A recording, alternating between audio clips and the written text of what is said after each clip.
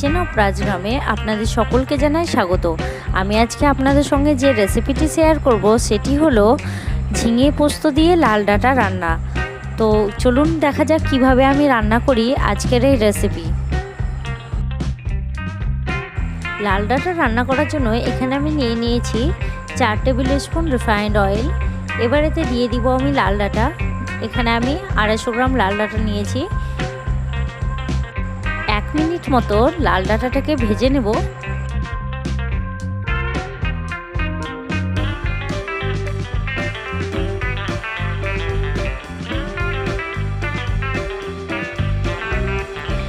এবারেতে দিয়ে দিব ঝিঙা।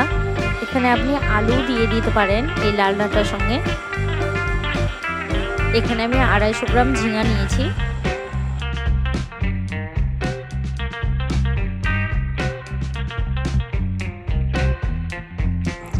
আর নিয়েছি মিডিয়াম সাইজের একটা পেঁয়াজ। পেঁয়াজটাকে এবার আমি দিয়ে দিব। পেঁয়াজটাকে আমি গোল করে কেটে নিয়েছি। এবার এতে দিয়ে দিলাম আদা রসুন বাটা 1 টেবিল স্পুন, হলুদ গুঁড়ো 1/2 টেবিল স্পুন, স্বাদ মতো লবণ, চিনি দিয়ে দিলাম 1/2 টেবিল স্পুন, দিয়ে দিব 1/2 টেবিল স্পুন জিরে গুঁড়ো। এটাকে খুব ভালো করে মিক্স করে নেব।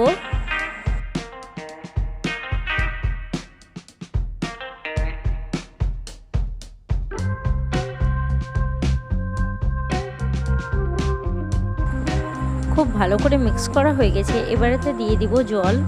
এখানে আমি 2 কাপ মতো জল দিলাম। এবার আমি লাল ডাঁটাটাকে 15 থেকে 20 মিনিট সেদ্ধ করতে দেব।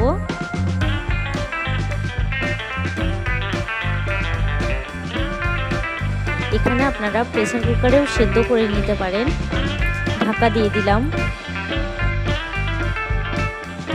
লাল ডাঁটাগুলো খুব ভালোভাবে সেদ্ধ হয়ে গেছে। এবার আমি এতে দিয়ে দিব পোস্ত বাটা।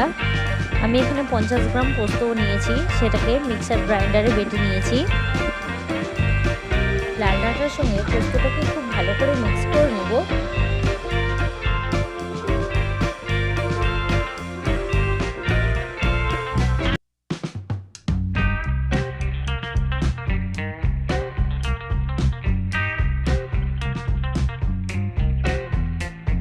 আরও 2 মিনিট আমি ঢাকা দিয়ে রেখে দেব। 2 মিনিট পর ঢাকা তুলে নিলাম। লাল ডাঁটা ঝিঙে পোস্ত হয়ে গেছে রেডি।